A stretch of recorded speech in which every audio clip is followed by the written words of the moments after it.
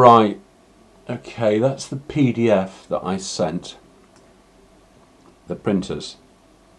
This one here, and also one with a mask. I'll show you what I mean. So this is how the file worked. So that was the image. In InDesign, these bits were incorporated, and the text was incorporated in InDesign. But so this was all on like transparent plastic. So then I had to send them this as well.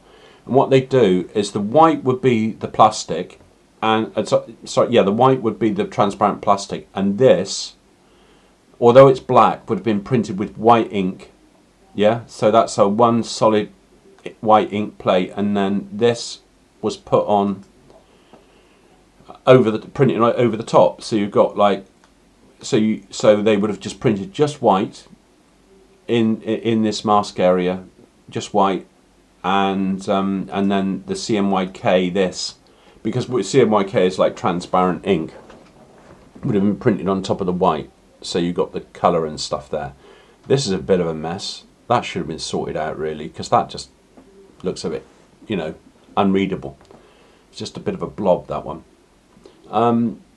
But the thing was that I didn't have to move anything, and I didn't have this as layers.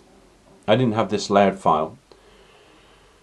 I think we're going to have to go back to Sew and see if we've got this layered file, because I've noticed actually that. So if I show you what it looks like in reality, that's what it looks like. Imagine the squares here are transparent, and that's white behind it. There's sort of, you know, you can see white through there, as opposed to the whole thing being transparent. So that was how that worked. So that's white onto the plastic, the transparent plastic, acetate, whatever it's called, and that was the CMYK colour over the top. So the black was printed over the top of the white, and these colours were printed as well. Pretty. So that was that. But the last job I did for Tom, I only had this as a flat image, and all I had to do was change the text. I noticed that was slightly wrong actually. I noticed that when I put that over the top, the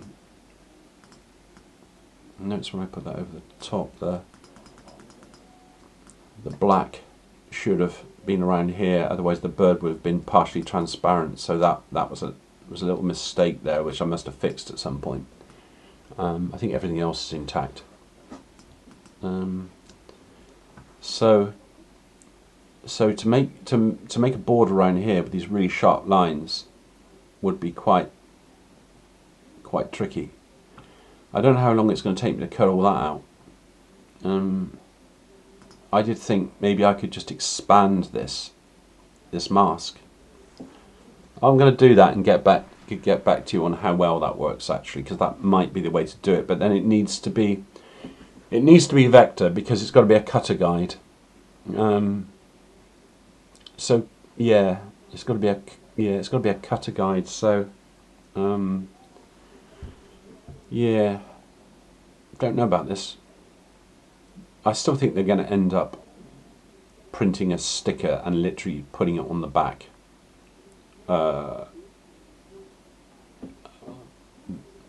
Rather than print on both sides.